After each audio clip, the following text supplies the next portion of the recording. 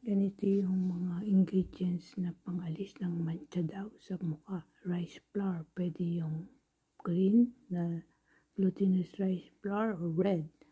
Konti niyan. Saka kape, konting kape. Ganito itsura ng turmeric. Organic turmeric. Yan, ground siya. Ngayon, kung meron kayo wild, mas mainam. Yun ang sabi kasi doon sa napanood kong video vlog. Katas ng lemon at rose flower. Gagamit kayo ng gloves saka salamin. At dapat meron kayong nakahandang aloe vera. Kung ano man ang mangyari. Ito, pumitas ako ng rose. Kailangan daw ng rose water. Okay? Subukan natin. Thank you for watching.